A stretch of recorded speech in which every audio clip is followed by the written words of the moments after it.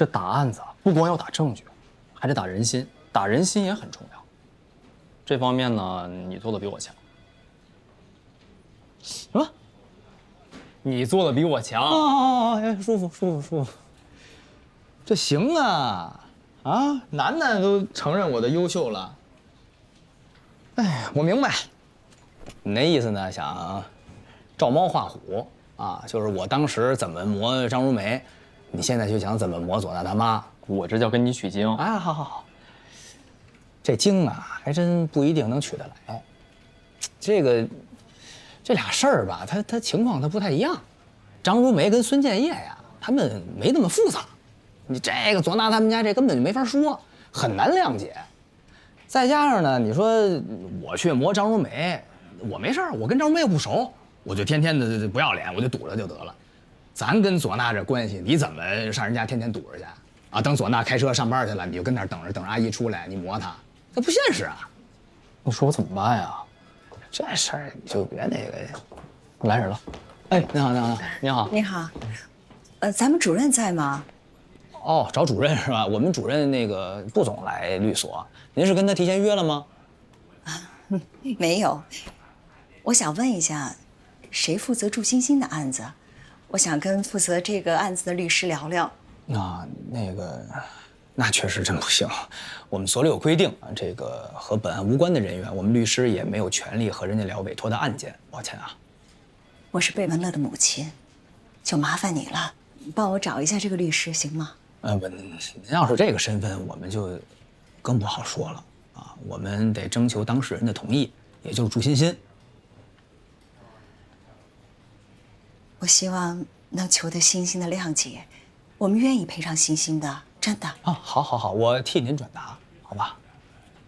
怎么称呼你啊？我姓潘，潘岩。啊，加个微信，以后方便联系。哎呦，别，阿姨您别让我难做，我们真有这个规定，不能和您留微信。这样吧，那个您在这个登记表上，您把自己的那个电话号码留一下，我们先去征得欣欣的同意，欣欣要同意了，我们再通过这个电话联系您，行吧？谢谢啊。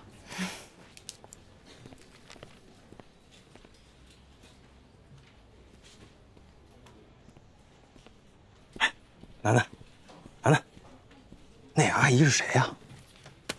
我不知道啊。估计啊，挺有钱的。你怎么看出来的？你看她背那包，你还懂包？必须的嘛。一律我听明白了，我就一个问题，问，是不是我要离开融科了？左大建利用不上我了，所以杜律才让您来找我。是杜律让我来找的你，但是不是你说的那个原因。你对杜律有误解，你觉得他就是那种有钱能使鬼推磨的人。但人为财死，鸟为食亡，律师也要吃饭，我都能理解。左娜，我最不喜欢别人说咱们这个职业就是谁给钱咱们就替谁说话，好像我们完全没有立场，完全不在乎公平正义一样。那融科接了左大建的委托，我妈又是受害者，您所谓的公平正义在哪儿呢？律师只能忠诚于委托人的利益，也就是左大建的利益。律师确实要为委托人的利益着想，尽到忠实勤勉的义务，但是有的时候，我们律师的利益和委托人的利益并不是完全一致的。什么意思？委托人的利益永远是委托人的利益，他只会从自己的角度出发考虑问题，他不会考虑到公平。但是律师，我认为的好律师，有职业荣誉感的律师，一定是要把追求公平正义放在首位的。我从来不会把我自己的身份和当事人的身份混同，我会认真的听他们说什么，但是不会丧失自己的思考判断，也不会丧失公平。我记得我刚来融科的时候，有一次跟实习律师开会，潘岩说一句话，他说他想看到这个世界的公平和正义。我当时觉得有点幼稚，可是后来一想，我自己当初学法律，想要做律师这一行，不就是这个初衷吗？如果我们律师这个职业就是有钱能使鬼推磨，谁给钱替谁说话，谁还会尊重我们？我们行业的荣誉感在哪儿？那给我妈妈的公平在哪儿呢？我们会站在公平的立场上，跟委托人说实话，让他认识到你妈妈遭受的不公平和不公正，尽量尽力帮助双方修复弥补，尽量不要两败俱伤，尽量不要零和游戏。我倒希望这事儿能拿钱解决，但你不了解我妈妈。我妈觉得，她如果再向左大健要钱，那就是让左大健再侮辱她一次。钱对她来说没有任何意义。她会觉得，为什么左大健可以跟那个女的快乐的生活在一起，为什么他就要孤独终老？她真的会抑郁的。这个我能理解。那你妈妈到底想要什么呢？善有善报，恶有恶报。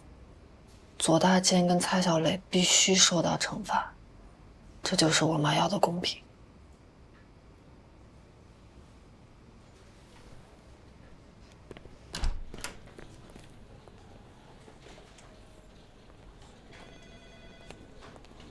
老师，贝勒他妈来了，说想跟您约个时间见一面聊聊。贝勒他妈啊，他想聊什么事儿？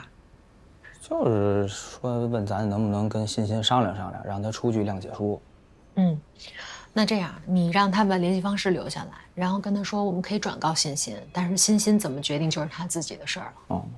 这种刑事案件我们必须得绷紧了职业敏感度，我们跟自己客户聊的时候都要特别的谨慎，更何况是跟对方。律师出事，大部分都是出在这几个环节。我明白，谢谢老师啊。哎，等会儿，问你点事儿，你跟左娜关系怎么样？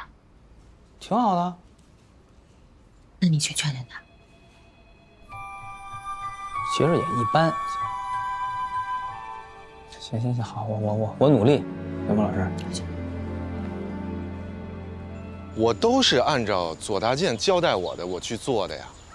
那劳春雪，我也去谈了，人家不同意，让我怎么办？没错，左大健就是这种人，只要他感到不满意，你再听话啊，再跪舔人家，人家该翻脸就是翻脸，他就是这样。这个问题的关键啊，在于蔡小磊。蔡小磊啊，一直想让左大健用他推荐的律师。那咱们是左大健的代理律师啊，站在他这个角度想的话，那不是被蔡小磊就捏在手掌心里了吗？我也有这种感觉。不是，他真的要换律所吗？还让退律师费呢？那凭什么呀？我是靠本事我赚的这个钱，那他要是反悔的话，让他去告我，看法院怎么判。兄弟，来，我告诉你啊，咱让人家找到茬了呀，人家让你保密，先别告诉左娜，你接了他的委托，怎么了你说了？我就说接了个委托，其他的什么都没说。你就应该守口如瓶。反正我跟他打了一个马虎眼，就说我再找你了解了解情况，不能过去了。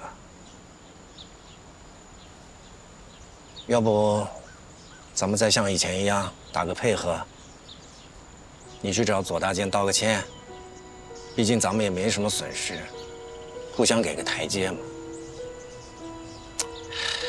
这个左大健肯定是被那个女人凶了几句，男人嘛，面子上挂不住，自己女人又舍不得骂，就把气儿撒咱们头上。我说你呀，就站在他的角度想想，他肯定心烦嘛。老婆要告他，小三跟他闹，自己亲生女儿理都不理他。咱不是常说嘛，客户给的律师费，就包括了挨骂和受委屈的钱。道歉是没关系，即便是咱们没做错什么，违心的去道个歉，我也不会觉得委屈。但是，对于蔡小磊这种人，没用。要不我让廖松亭做蔡小磊工作，大可不必。蔡小磊呢，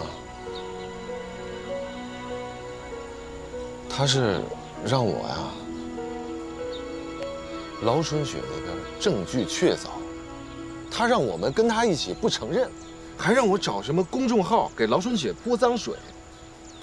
这种事儿我真的干不了。如果我这么做了，我真的是找不到任何理由，我怎么去面对唢呐？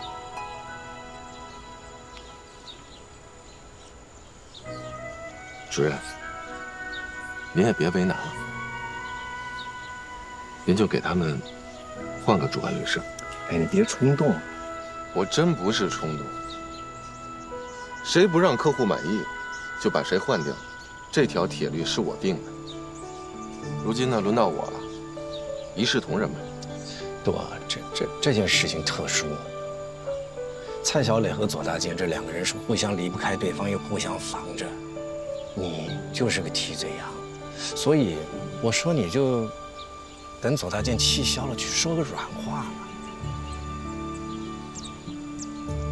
昨天您给我发信息呢，我这一宿就几乎就没睡着。这么多年了，我一直除了工作就没别的。每次跟父母通电话，就那么2、3分钟，就赶紧给挂了。但是跟客户不一样，跟客户打电话，我们每次都是40分钟起啊。说这些个委屈，还是说抱怨，我觉得都是咱们工作的一部分啊。所以我说呢，您就千万别为难，就把我换了吧。正好趁这段时间啊，我也放松一下，沉淀沉淀。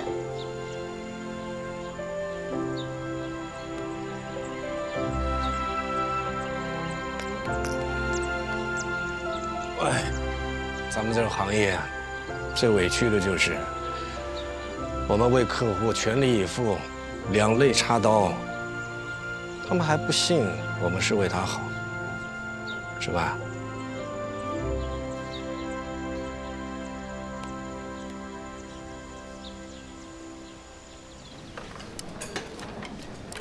串串，我跟左娜姐说2句话。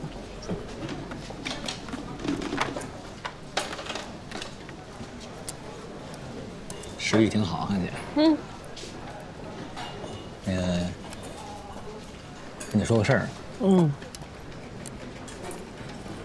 老师让我游说你。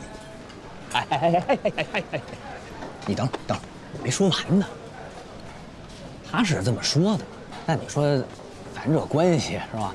在车里我都说了，我说姐，无论你怎么选择，怎么决定，我永远站你。我要这会儿过来游说你，我不又当又是哈，对吧？我肯定不能那么做。但是呢，我老师给我这作业吧，我还不能不完成，所以我这么想，安南，跟你胡说2句，你甭管爱听不爱听，到最后你来一个不考虑，我在那边好交差，还行吗？谢谢。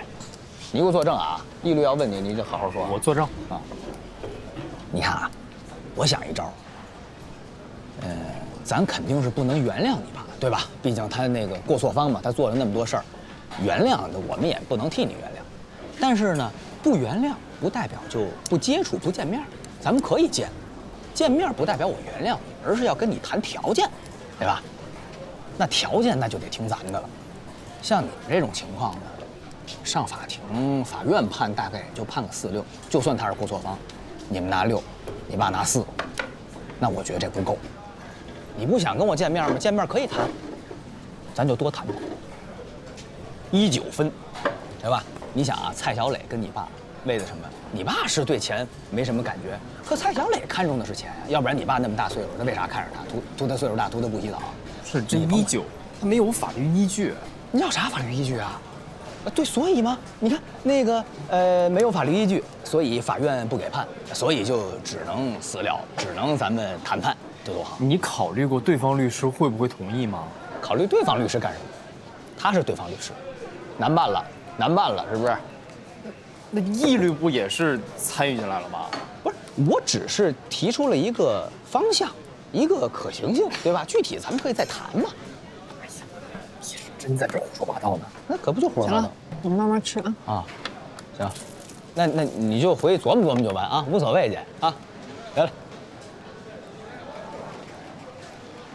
行，完活。你是认真想让他们谈判吗？他谈不谈判跟我有啥关系？我老师又没给我这作业，我老师给我的作业就是问问他，劝劝他。我问完了，我也劝完了。那你交作业就交个5分的。那我也不能太向着你们这边吧，我得一碗水端平啊。我不是说，哎呀，跟你解释不清楚。你不吃啊？我吃不下去。我不吃你也别夹我的，你给我夹。谢谢你啊，医生。没事啊，不要紧张，爸爸在这等你啊。不要去。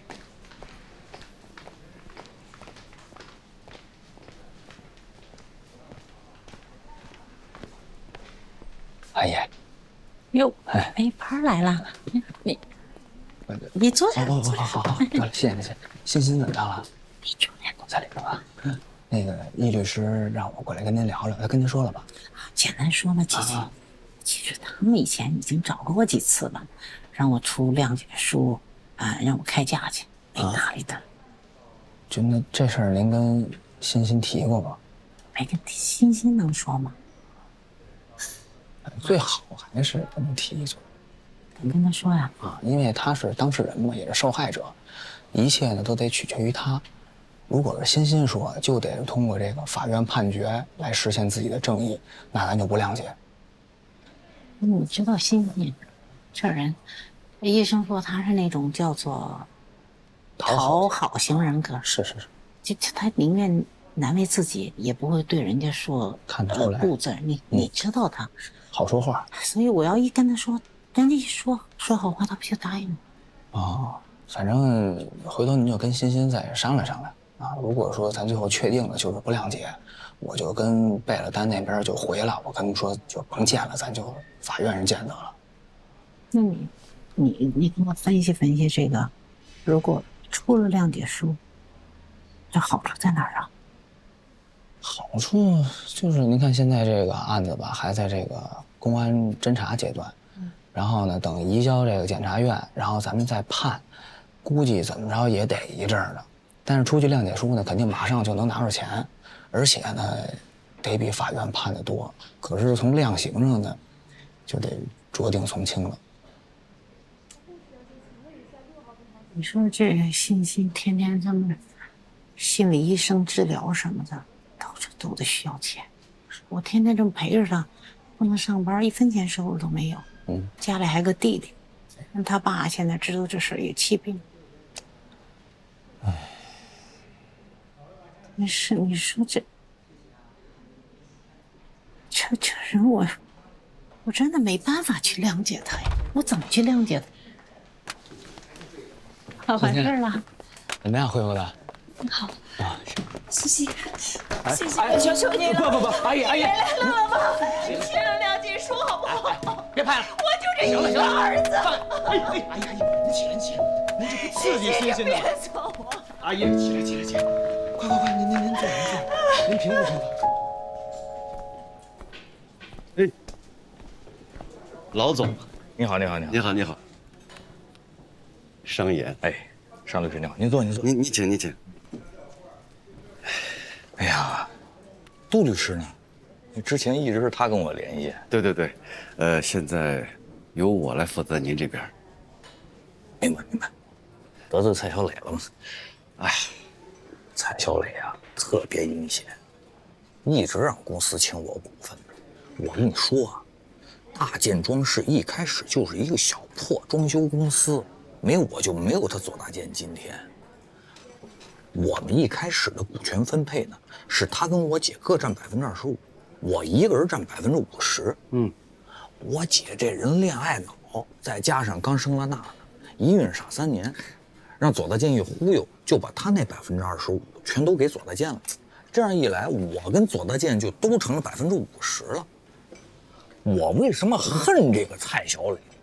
就是他不知道从哪儿弄来2家私募公司，各投了1个多亿，人家呢每家占3%的股权，我跟左大健就都成了47%了。这就意味着我们2个人谁也不能一个人说了算了，得兄弟同心。这也是一开始我们这么设计股权的原因，大家有商有量嘛，对吧？公司增资扩股、引入新股东这个事儿，需要召开股东会，而且需要修改公司章程。您是公司股东，占50%呢，那这个事儿，他们得经过你同意才行啊。一开始我是同意了呀，这个蔡小磊太能忽悠人了。你别说左大健了，我一开始都让他忽悠得一愣一愣的。这2家股东进来之前，给我把这个饼画的那叫一个大呀。说是我跟左大健轮流坐庄，3年一轮换，可真等人家投资方一进来之后，股东会、董事会一开会，人投资方全都无条件的支持左大健，我成了贤妻良子了。哎呦，左大健就一直坐庄，一开始还有什么事跟我商量商量，到后来连招呼都不给我打，你说我气不气？哎呦，这太气人了。后来我跟我姐说，我说这蔡小磊不是什么好玩意儿，我姐还不信，老觉得我在里头挑事儿。哎，老先生，你叫春雷就行。你姐跟左大健的官司，您知道不知道？我知道，早就该告，往后还要起诉离婚呢。我跟你说，我姐未来3、5年主要任务就是打官司了。那您有没有想过，如果这个官司真打了这么久，对大健装饰会不会有伤害？私募投大健可是为了上市，可创始人离婚，我跟你说对公司上市影响非常大。这我还真没想到。我说是左大健最近不提离婚这茬了呢，那我也不能不让我姐离婚啊。也是，能不能这样？这事儿不要走诉讼。我跟你说有很多事情通过谈判解决，效果更好，效率也更高。你比如说，可以把返还财产、离婚财产分割以及您在公司的股份地位，可以一起谈，一起解决掉。行啊，我没问题，我同意啊。那您就得劝劝你姐了。你姐现在是坚持要诉讼。那你太不了解我姐了。那一开始我姐喜欢左大健的时候，谁跟她说左大健不好，她都不信，生生死死要跟人在一块儿。现在左大健把她给伤透了呀，她也彻底失望了。你现在让她放过左大健，我可说不了。我那会儿让她别把股份给左大健，她都不听我的。那你觉得我现在跟她说，她能有用啊？哎，你姐有没有律师？我们跟她律师谈谈。光我跟老许就给她找了好几个了，跟人见面一接触没下文了呀。我跟你说，她谁的话都听不进去，就听左娜的。哎，娜娜不是在你们那儿？明白了，你们这是搞不定左娜。我这外甥闺女啊，就那样。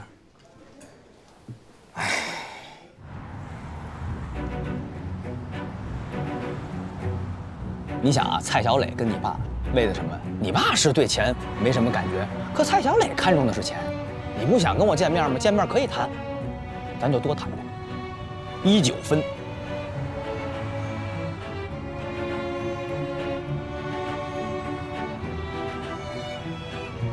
姐，你想想，他左大健真要是身败名裂了，对娜娜肯定是有影响的呀。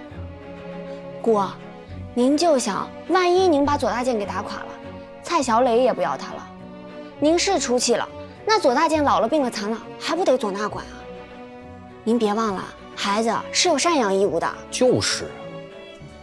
左大健现在也很痛心，也特别内疚。据我的经验，现在是一个最好的谈判时机。19，以后每年收入的20%，同意再谈，不同意拉倒。还有我那股份，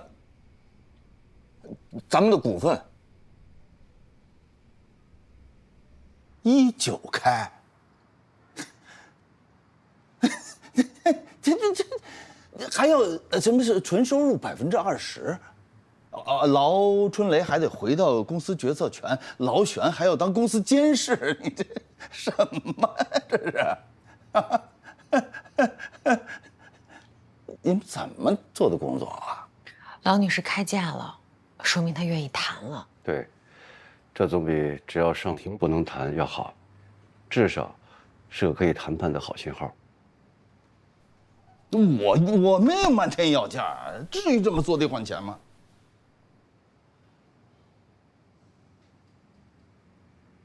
您当时是不是跟他说过，你们的夫妻财产所有都给他？是啊，我说这别墅还有我们俩存款，都他的，可他现在要我每年个人纯收入的20%，他19开就意味着我的股票、投资、保险，这不是扯啊扯嘛？干什么就普通离婚，啊，那不是赶尽杀绝啊，是吧？就算法院判我真的出轨了，那也不至于这样吧？我能给的已经都给了，他还不满足吗？那我以后还活不活？那您的想法是，给他多少？我还是我能给他，我房子、钱都给他，都是他的。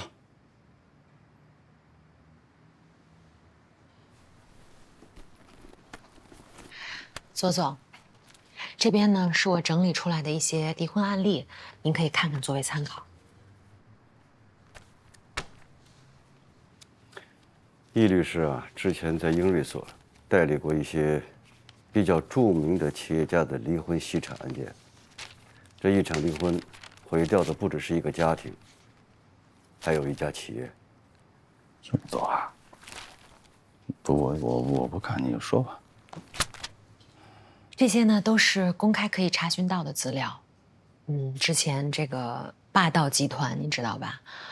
他们本来集团的市值是900多个亿，最后因为离婚案达到4个多亿，还有不是900个亿，最后剩4个亿。还有黄瓜网的创始人离婚财产保全，错过了上市的最佳时机，直接就损失了20多个亿。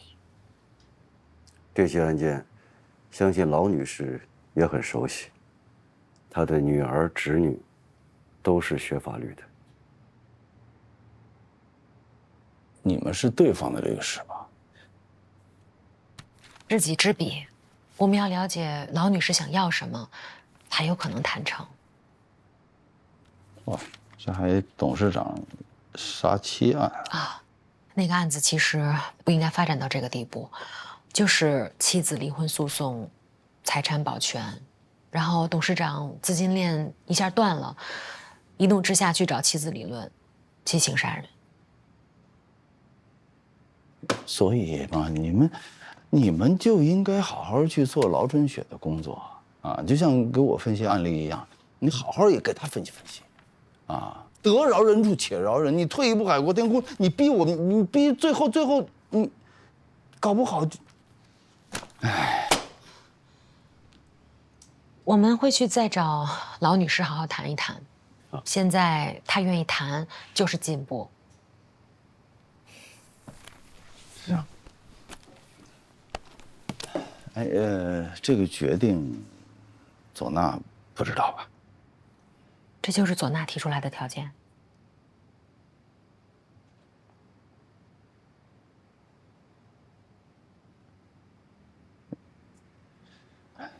让左娜跟我来聊吧。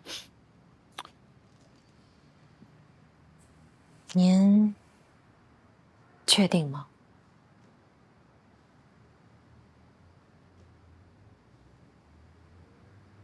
确定。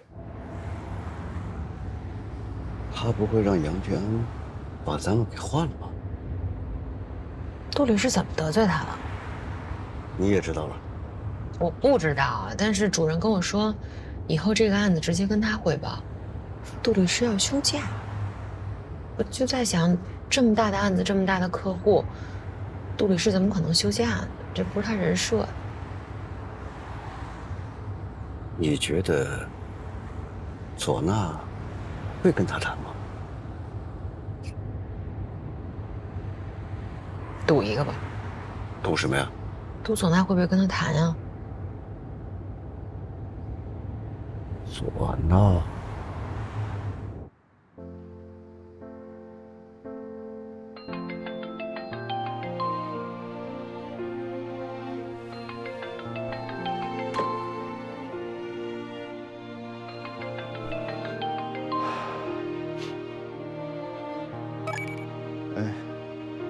干嘛呢？黑乎乎的，没开灯啊？我刚才睡着了。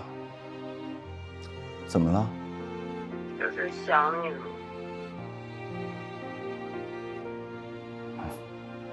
你赶紧过来找我吧，我真想你了。等我忙完吧，我忙完手头那活儿，我就过去。好吧。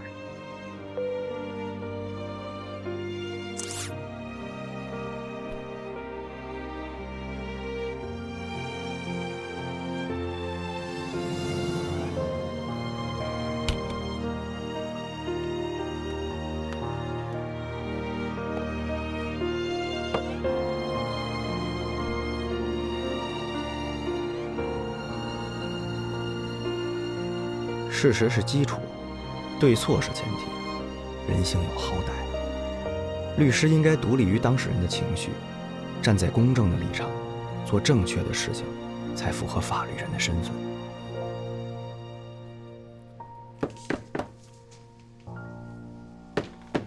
哎，阿姨，您怎么找这儿来了？阿姨实在是走投无路了，你帮帮阿姨好不好？不是，这我真没法帮啊！您这个，阿姨就求你一件事儿，你能不能告诉我欣欣家住哪儿，或者是在哪儿能找到她？阿姨就想当面跟她认个错，向她赔礼道歉。哎，你放心，我绝对不会说是你告诉我的。阿姨，真的跟这就没关系。你甭说我不知道欣欣他们家在哪儿，就算我知道，我也不能告诉您。您看今天您在诊所闹这么一出，您这欣欣又受刺激了。我知道，今天是我的不对，是我太鲁莽了，实在是抱歉。但是阿姨知道你跟欣欣关系好，你就帮忙阿姨说两句好话，让她见我一面。我就想当面跟她认个错，我想替我儿子做个弥补，真的。不是，阿姨，别，您别这样啊！这样，阿姨，我回我问问欣欣，欣欣要是同意跟您见面，我就通知您，好吧？真的啊。哎呀，阿姨，谢谢你了。行，没事。哎，这是阿姨做了一点小点心，不，小心意。别，心意我有，这真不要，这不，你尝尝啊。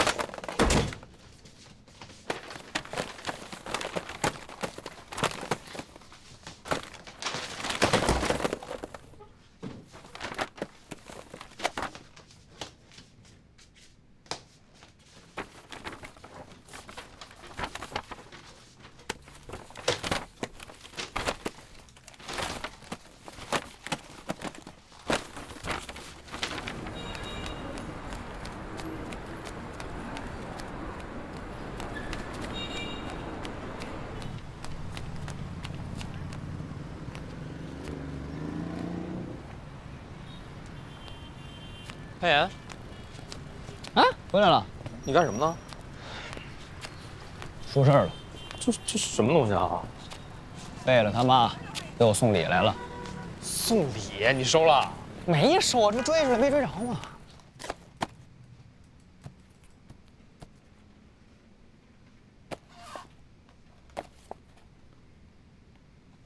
你这样摆是最直观的。它不好看呀，这落下来。你就是摆出花来了有什么用啊？你就是不长记性，你当时就应该拒收。你现在收下了，他就可以诬陷你。就算你把这钱还回去了，他也可以说里边钱少了。你别老说风凉话了，行不行？那站着说话不腰疼。当时那情况，电光火石，他把这兜子往屋里一扔，扭头就跑，我根本没追上。啊，把这兜拿起来，还破了。你跟一律说了吗？说了。他说什么啊？他说以后再有陌生人敲门，先别开，把摄像头开开再开门。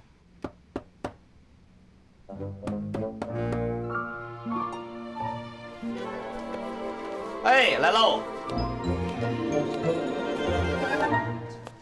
谁呀？你好，查燃气的。你们这是在录我呢吗？我们记录生活，拍 vlog 呢。哎，来，进来吧，进来吧。啊，家里来那个查燃气的了。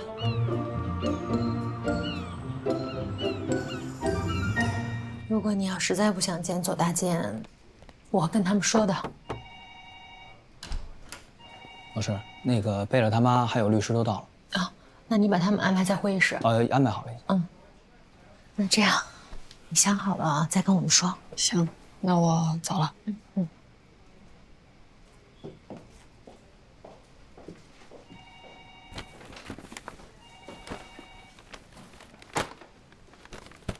走。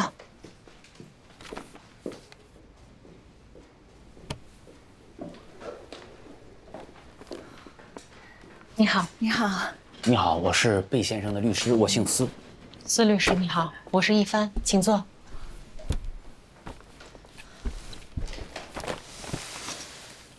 请您以后不要再随便去我实习律师家，更不要硬塞给他这些东西。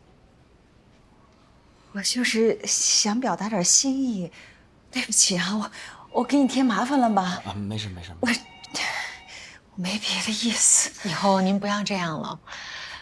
点心掉在地上脏了，钱掉在地上也脏了，你们清点一下。啊，对不起啊，太抱歉了。我真的没别的意思。那个我客户他不知道，他不是咱们行内的人，不了解，你们就别生气了，咱们聊正事儿吧。啊，行，那我就传达一下那个我们当事人这边的意见啊。大夫也说了，说欣欣这个身体还没有恢复到100%，还需要一些个时间来调养。如果说他恢复好了，然后他同意跟您见面，我们会安排时间、安排场地，啊，但是在此之前呢，还是希望您先别打扰他。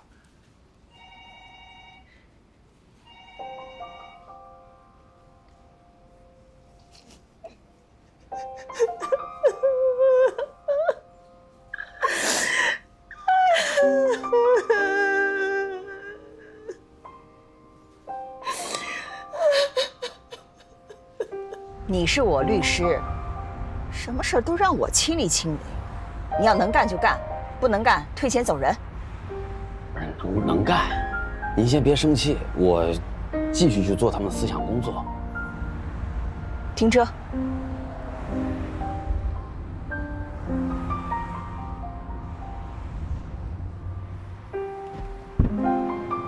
那我就先下车了。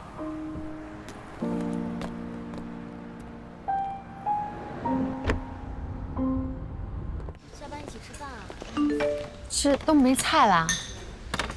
老师，司律师说想约我单独见一面，你就跟他说我不让。这边还有吗？就这么多。我估计贝勒他妈又给他压力了。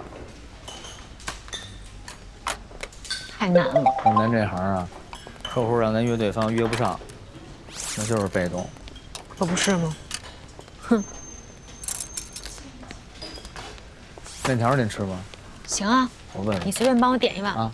哎，您好。哎，您好。来一个这个肥肠面。好的。对，真了解我。再来俩，因为我也想吃。好的，好的，请稍等。行行行。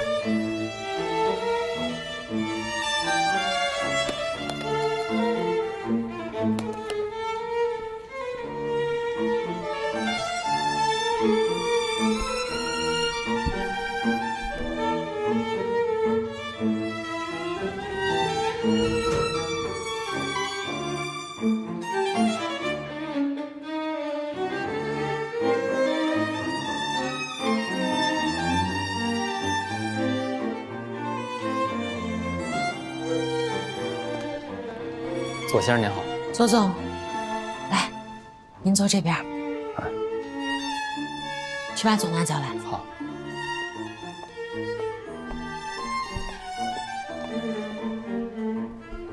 坐吧。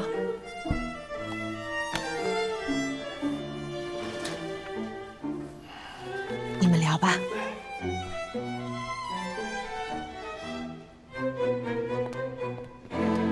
我帮您算过账了，这笔钱是您给劳春雪女士的，您和她的婚姻按市场价算就值这个价。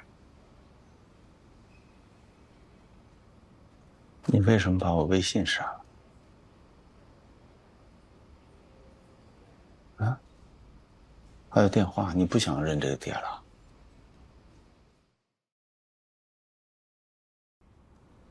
我帮您算过账了，这笔钱是您给劳春雪女士的，您和她的婚姻按市场价算就值这个价。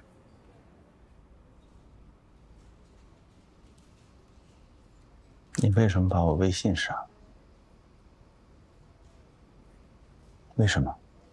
你不想认我这个爹了？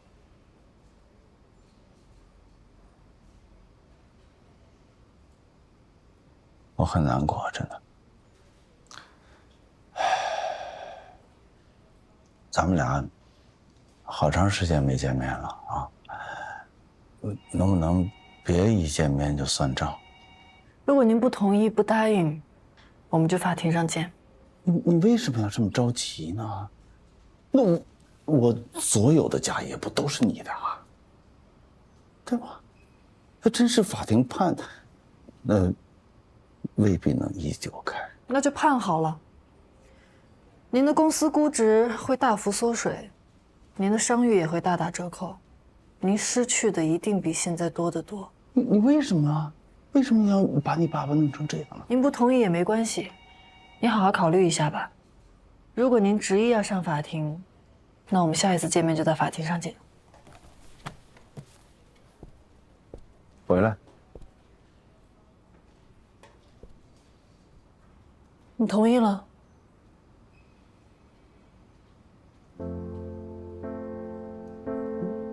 我怎么觉得你不像我闺女？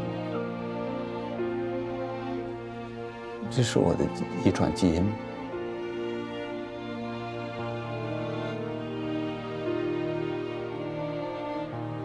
就算青出于蓝胜于蓝吧，挺好。你确定要跟我法庭上见？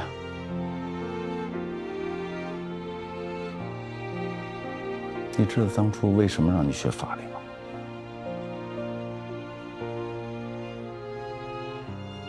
我就是为了有朝一日能做我的左膀右臂。可我怎么也没想到，你回来是来挑我脚筋，断我胳膊。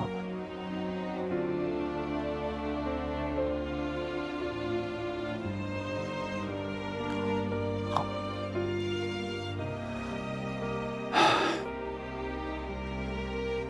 我祝你能赢，我希望你如愿。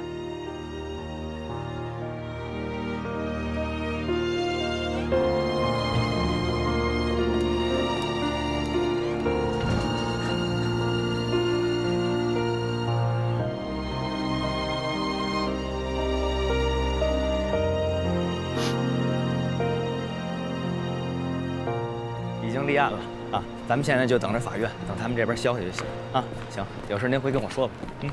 哎，小潘律师啊，哎呦，孙律师，您上这儿忙来？哎，不是，您别叫我律师啊，我现在还是实习律师呢。实习律师他也是律师啊。你去哪儿？我开车顺您。啊，那您甭客气，咱不顺道。我这都没说去哪儿呢，我也没说去哪儿，您就说顺道。我捎带手。行了，司律师，您有什么话您就直说吧。啊，那个是这样啊，小潘律师，我了解过朱欣欣的家庭，她是受害者，对她来说呢，公正是经过漫长的程序正义最后所获得的一纸判决，还是说现在即刻得到一大笔赔偿？贝先生家里非常有钱，而欣欣据我了解，她只是一个小的3线城市的普通家庭。确实是，而且还因为这事儿给他爸也气病了。他妈四处借钱，现在还出去打零工，现在家里穷的都快揭不开锅了，连律师费都交不起，还得申请公益法律服务。所以我真心觉着出具谅解书对双方都比较好。要不你劝劝欣欣，还有欣欣的母亲。司律师啊，咱们都是同行，我也不跟您说难听的话了。对，咱们现在是各为其主，您有功夫劝我呢，不如回去劝贝了啊，让他悔罪啊、认罪啊。因为我这边我也做不了主，我得等欣欣完全康复以后，得听他自己怎么想的，这才能作数。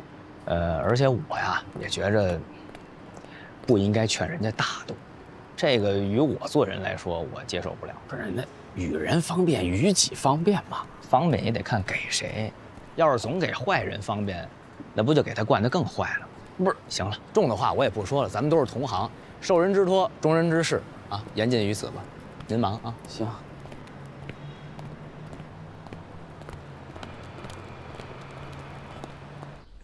别说，嘿，你还真喜庆，你还笑得出来，气死我了！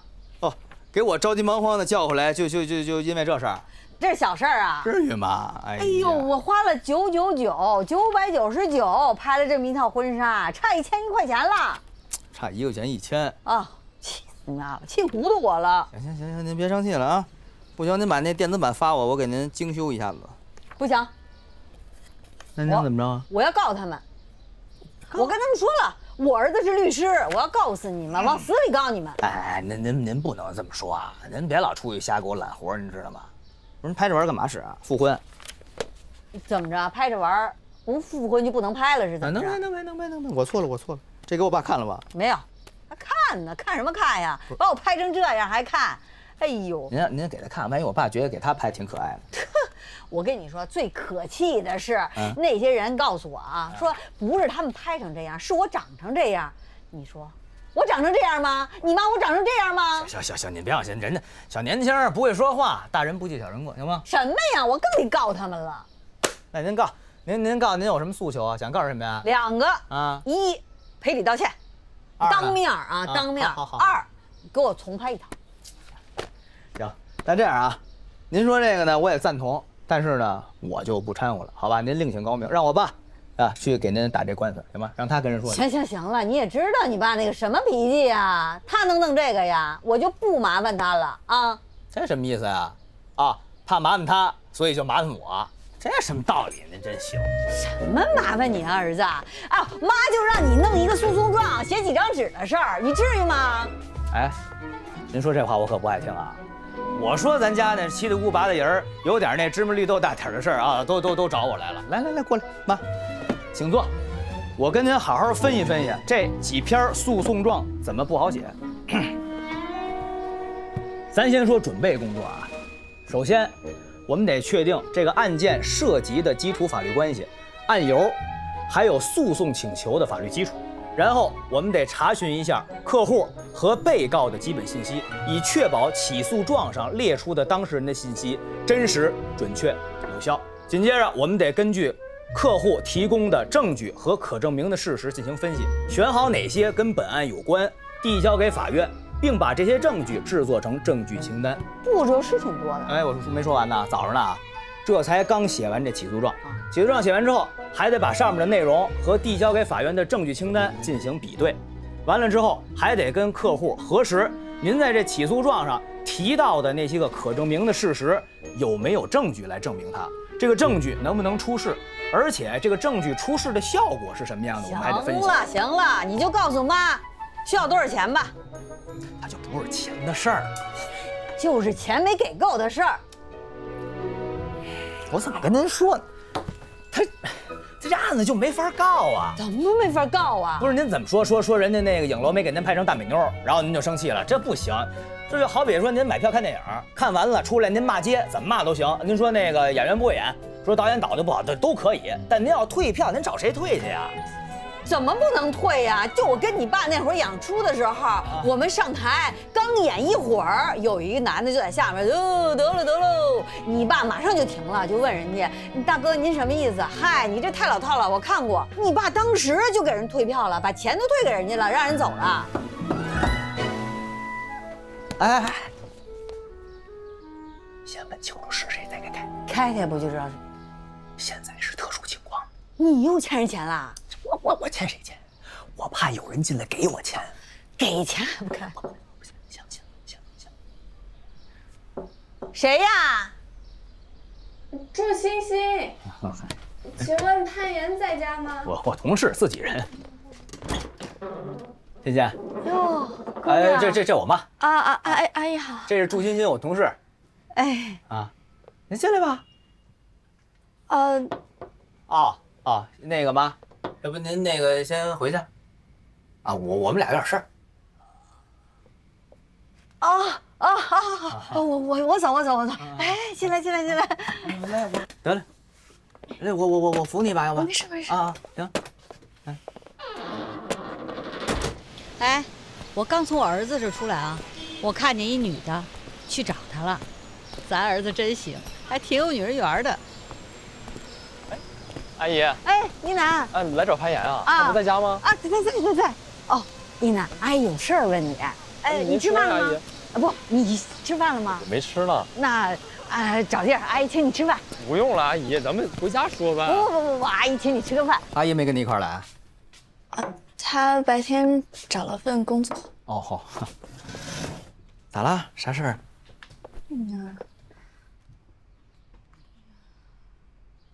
我不想谅解。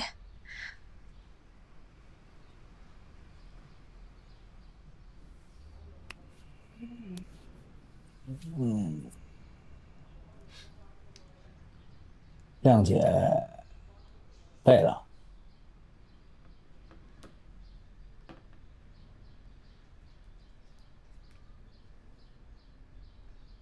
欣欣，我是小贝妈妈。小贝其实还是非常喜欢你的，他跟我们说过很多次，要给你最好的生活，就是希望你能原谅他。我们知道你和妈妈现在是租房子住，我们给小贝和你准备的婚房送给你了，好不好？你看你什么时候有空，我们约个时间办理一下过户手续。之前小贝跟我说过要跟你结婚，我们也已经准备好了彩礼。哎，你给我个账号，不管你们结不结婚，阿姨都把这笔钱打给你。欣欣，这还是我，阿姨求你原谅我儿子，好不好？你有什么要求尽管说，我尽全力满足你。我妈应该也跟你说了，就我家里这段时间确实是挺困难的。就我爸病了以后，花了挺大一笔钱的，然后现在也没办法工作，就没有收入。家里弟弟本来想出国念书，现在也去不了了。就如果他真的能给我这笔钱，我家应该能好受一点。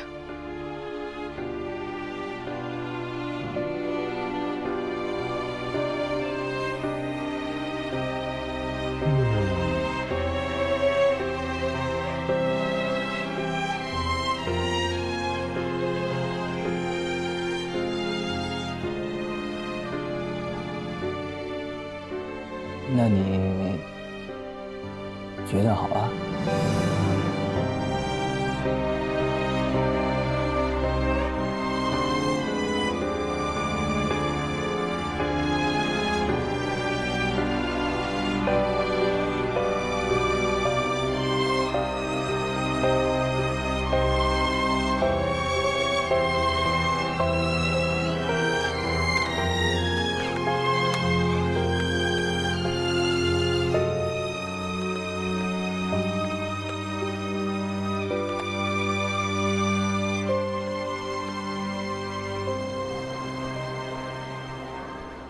阿姨，你也吃啊？来，给你点，来，谢谢阿姨。多吃点啊。辣吧？这锅里是挺辣的。来，喝点这个牛奶解辣啊。行。阿姨，您是不是有什么事儿要问我呀？没有，没什么事儿。来，多吃点，多吃点啊！来，行，我自己来，我自己来。潘岩现在是不是已经有女朋友了？我不知道啊，我没问过他，他也没跟我说过。哦，那你们现在不是住一起的吗？我们非常尊重彼此的私生活。私生活啊？潘岩都有私生活了？阿姨，您别误会。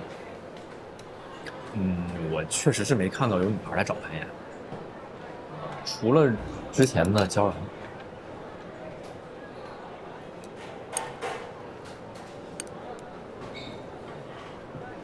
那你跟阿姨聊聊，你们律所有一个叫祝欣欣的呗？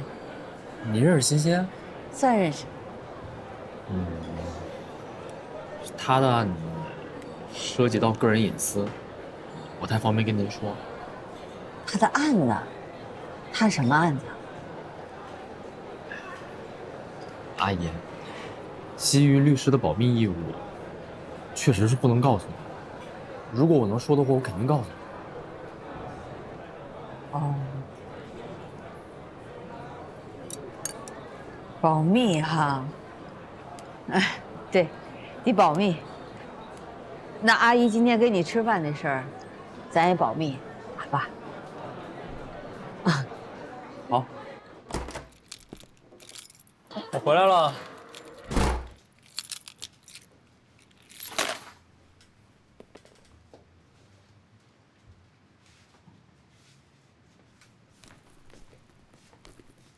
潘岩，去哪儿了？回来了？你干嘛去了？灯也不关。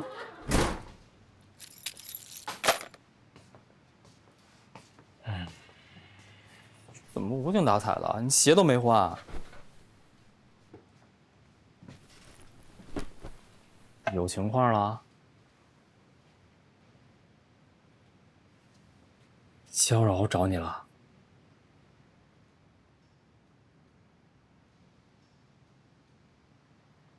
楚欣欣？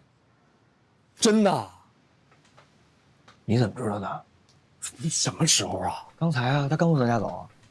那怪不得你妈把我拦住，非要找我吃火锅，原来是给你们俩创造时间呢。我踹你啊！想哪儿去了？人家欣欣找我来是为了正事儿。什么事儿啊？他想跟贝勒签谅解书。谅解贝勒？我没听错吧？贝文乐把欣欣害得这么惨，我也这么想的呀，我也希望重判贝勒呀。他妈妈可说了，绝对不原谅，能判多重判多重。可是吧，欣欣刚跟我说了，他们家现在这情况吧，确实不太好。他爸因为这事儿气病了，现在都住院了。那他爸那工作是他们家主要的经济来源。完了，他弟弟本来还要出国留学的，现在也搁置了。他妈天天的出去打工贴补家用，那欣欣自己还得看心理医生，这不都是钱吗？但你能确定这是欣欣的真实想法吗？哎呀，已经不是是不是真实想法的问题了。你要说原谅，那欣欣压根儿不可能原谅贝勒，那怎么办呀？他家现在就是得需要这笔钱。可这是正义的成本，坏人就应该受到惩罚。谁不乐意看到坏人受惩罚呢？可是这成本，这正义的成本是你掏吗？也不是我掏，是人欣欣自己个儿掏。确实是。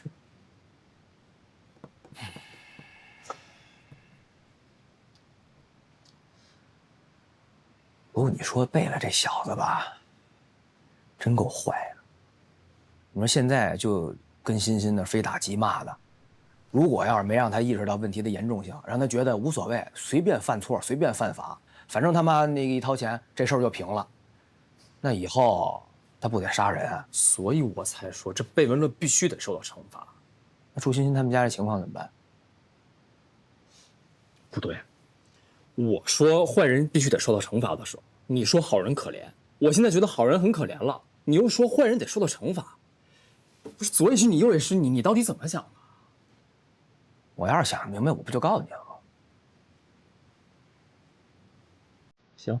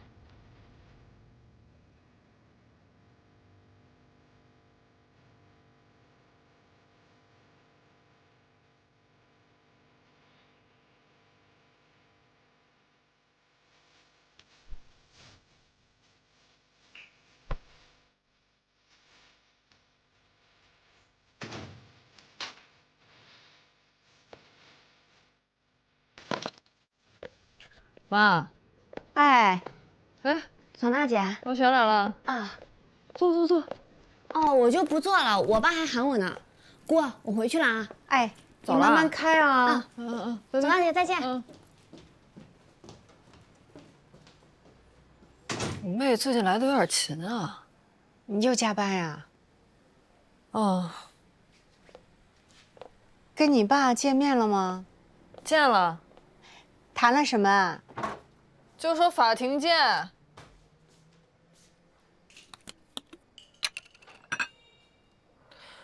老玄来干嘛了？哦，他就是跟我说你跟你爸谈了，没谈成。他怎么知道的？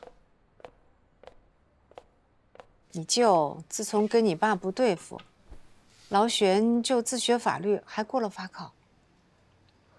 他去见左大建了。他跟您有利益冲突啊。您跟舅虽然都跟左大建有纠纷，但是利益不一样。您和左大建这是婚姻纠纷、财产纠纷，他们是股东权力行使、公司决策权问题。您要是把左大建告垮了，那是不符合我舅的利益的。严格来说，我跟你的利益也不完全一致。你爸之所以不同意1.9开，他是考虑到，如果一次性把钱都给我了，然后我转头嫁人啊，再立个遗嘱，全部给配偶，那你不是什么都没有吗？这老轩跟你说吧。既然已经走到法律层面，我委托老轩，那他一定是要把法律关系跟我说清楚的。您什么时候委托他了？我没有正式委托，他万一不打官司呢，我就不用找律师，直接跟你爸聊就行了呀。找律师我还得从头说，累。找劳旋，我省事儿。你不用麻烦劳旋啊，我就可以，我就直接跟左大建说，他把钱给您，您就算转头嫁人了，我1分钱不要，我也愿意。我知道你就是这么想的，那你有没有考虑过你爸呀？所以你们就谈不成嘛。他跟左大建怎么谈的呀？跟你爸的律师谈的。易律师，什么时候谈的？就是你跟你爸谈崩了，然后易律师就约了劳旋。你爸他不是不同意1.9开，他是不同意一次性支付，他是希望按年支付，一直支付到我改嫁。如果我不再婚的话，那他可以一直支付。如果说我死的比他早的话，那么他就把这个钱按年支付给你。这样太吃亏了。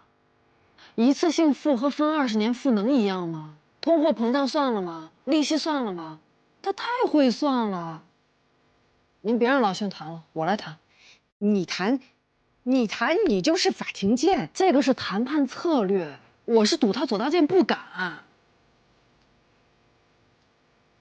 您要是不好说，我跟老轩说。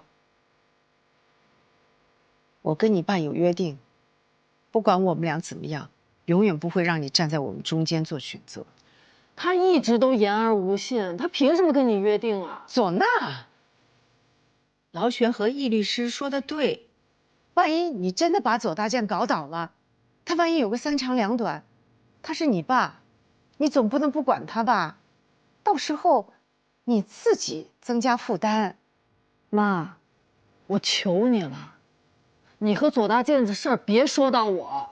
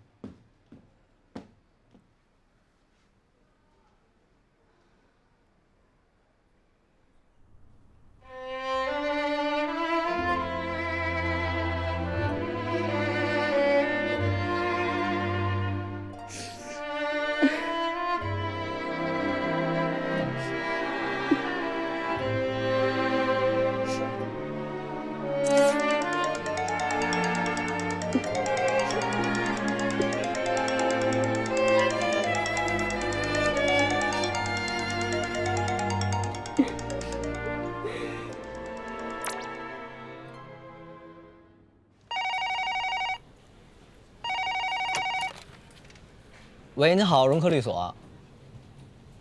啊，哦，我知道。啊，左娜姐正开会呢。啊。行，我马上通知她。哎，好嘞。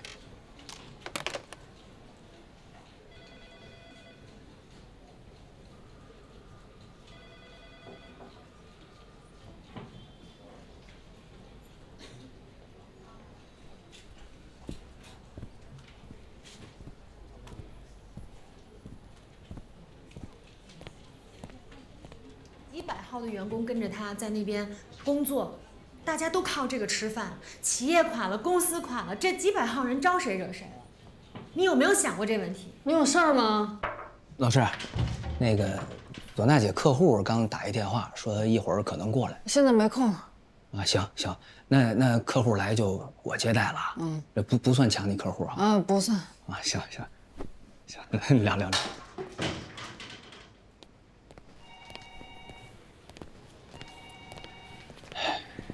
里边怎么回事？这么激动？我也没弄明白。问我。哎呀，这您就别卖关子了，你快！把态度，你这是想知道真相态度？哎呀，行，小天，你知道里边怎么回事？你快说呗。不用说，我也不知道。你不知道你让我问你，咱没毛病。他让他问他没说他知道。就是，你不知道，养着，这气你。主任来了，这是本自拍。哦，明白。好嘞，好。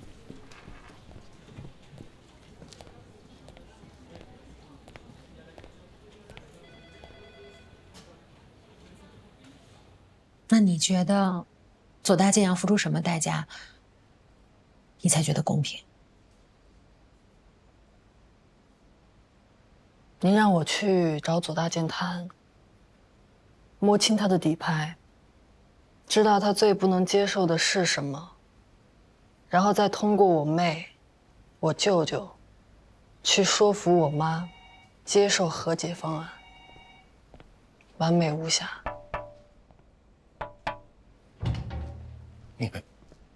主任。哎，主任于律，我想跟左娜说两句啊。哦，您坐。左娜，我要先恭喜你了，听说你通过面试了，正在办执业证。谢谢主任。你妈终于松口了，愿意跟我们谈，你功不可没啊。这个案子，如果左大健不是你爸爸，劳春雪不是你妈妈，你觉得最好的解决方案是什么？尤其是当他们的感情消失了，主任，我爸爸不是感情消失了，是欺骗，是背叛。他让我妈相信他一定会回来的，结果我妈等了他那么多年。他不爱了可以早说，为什么要耗我妈半辈子呢？所以他是过错方，过错方要承担过错的代价。所以我们做律师的要先分清对错，然后给这个错误定个价。我们干的就是这个事儿，体现我们的价值，就是怎么去帮助这两个曾经许诺过要共度一生的人，让他们能够体面的分开，把伤害降到最低、最少。我知道你哪里过不去，你认为左大健、蔡小磊做的事，对你的伤害，对你妈妈的伤害，是给你们多少钱也无法弥补的。当时你妈坚持一定要起诉他，吞不下这口气，也是因为这个原因啊。以牙还牙，以眼还眼。当初你给我多大的屈辱，现在我加倍还给你。我理解这种心情，真的我理解。但是身为律师的我有一个原则：民事纠纷一定不能拱火。我一定会等到双方都冷静下来，我才会提供一个和平公正的解决方案。我知道，你一定认为我们利用了你。嗨，就算是真的利用了，我们也不会害你啊，或者害你妈妈呀。你认真的想一想啊，如果真的打这个官司，固然对你爸不利，但是这个结果，一定是你妈妈愿意看到的吗？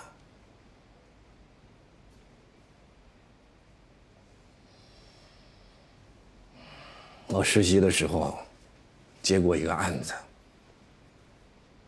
船难，我们去谈赔偿。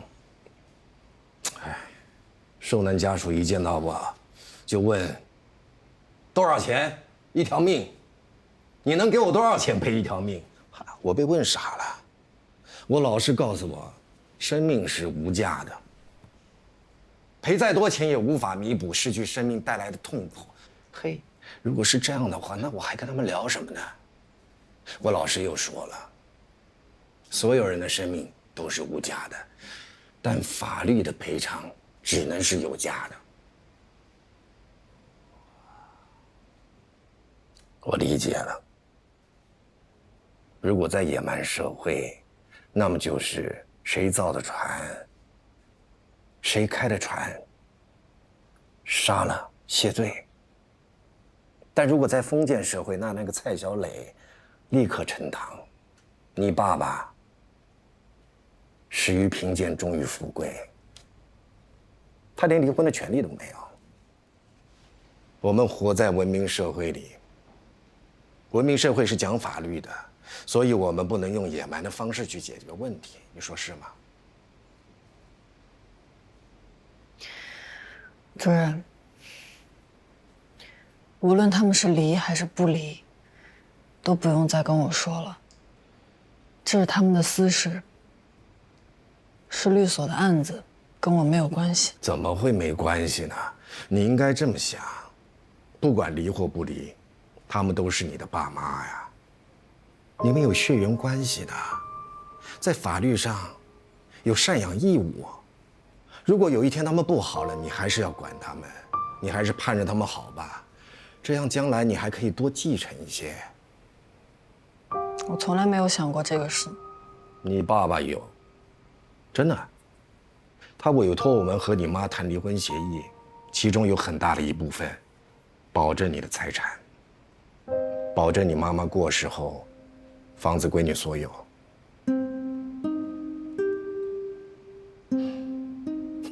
你爸爸有的时候挺有趣的，他说啊，他是个俗人，俗人只知道用金钱去表达感情，他就是这样的人。我不会要左大健的东西，一分钱都不要。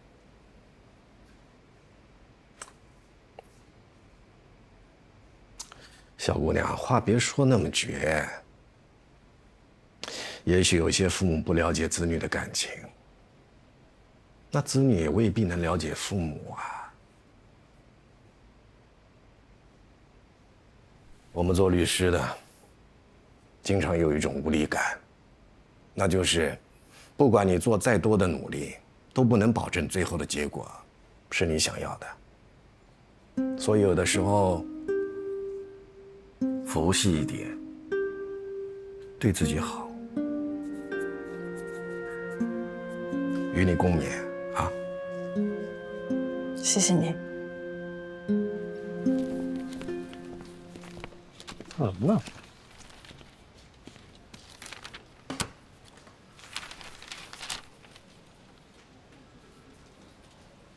你让欣欣签了解书了？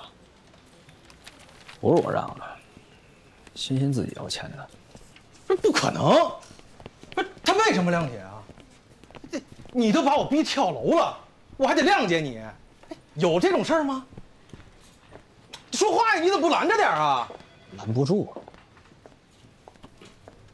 左大姐，潘岩让欣欣签谅解书，这是欣欣自己的决定。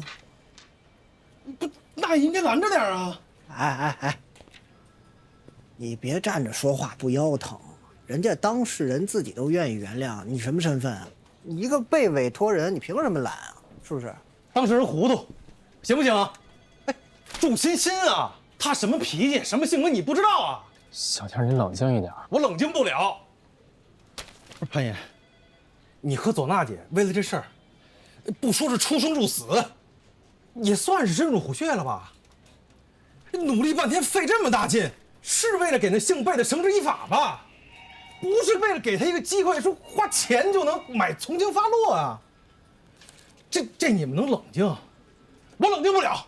哎，那你要是真冷静不了，你赶紧给人欣欣找个地儿住去，给人租个房子什么的，包括他妈妈那个工作呀，工资也你开，还有他爸不在医院什么老去，你到时候把那个医药费也都付了啊。那冷静不了，那就行动落实实处嘛。咱捐款行不行？还有那叫什么仇，不活人还能让尿憋死啊？啊！人家当事人都同意谅解，同意接受赔偿了。律师维护当事人的合法利益，我们是不是应该促成谅解，为当事人争取更多的赔偿金？那社会正义呢？惩恶扬善呢？帮受害人要到高额的赔偿金，也算惩恶扬善吧？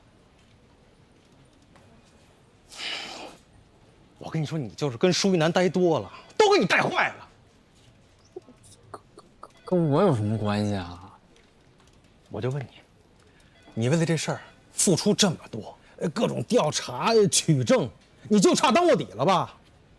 结果呢，谅解了，一个害了无数良家女子的恶棍被谅解了，你甘心吗？小天儿，潘云他就算不同意，但是同意签谅解书的权利在欣欣手里，只要欣欣同意，我们所有人只能尊重他。那合适没有？这是不是欣欣的真实想法啊？哎，他知不知道签了谅解书之后的法律后果呀？欣欣当然知道了，他怎么可能不知道？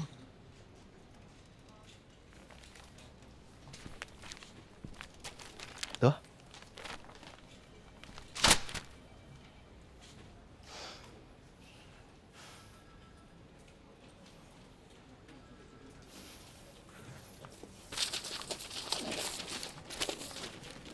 我不说了，好吧？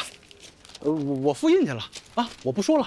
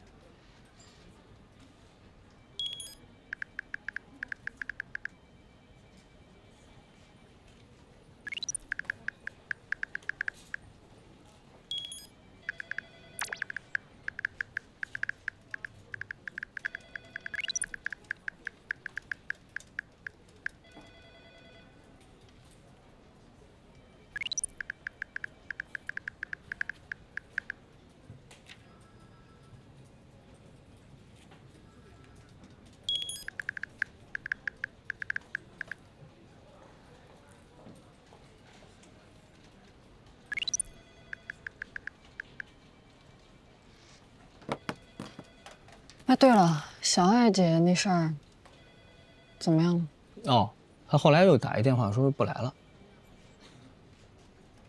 不是我编的啊，是真不来了，啊，不是这事儿，它确实是真的，啊，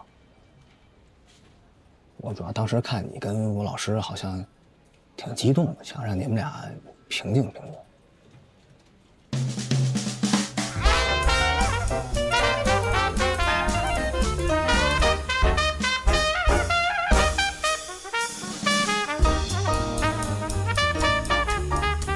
你帮我看看。我不看。孙妈求你了。您不是跟左大健有约定吗？你爸让你看的。他说这个离婚协议书具有法律效力，所以说签之前一定要得到大家的认可。我也没有信得过的人，除了你。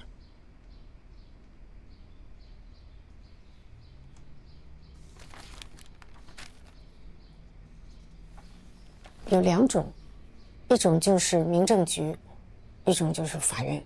法院？为什么？民政局有30天的冷静期，您容易胡思乱想。去法院，像你们这种事先签订好提交的，跟法官申请一下，说不定当天就能出具调解书，当天就离了，速战速决。哦，那当然是法院。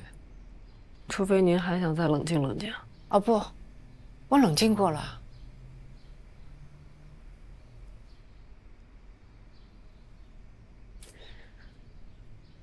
我跟你爸爱过恨过，现在不爱了，也不恨了。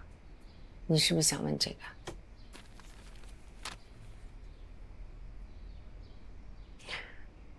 您真的能原谅他吗？谈不上什么原谅不原谅，就是来吃饭吧。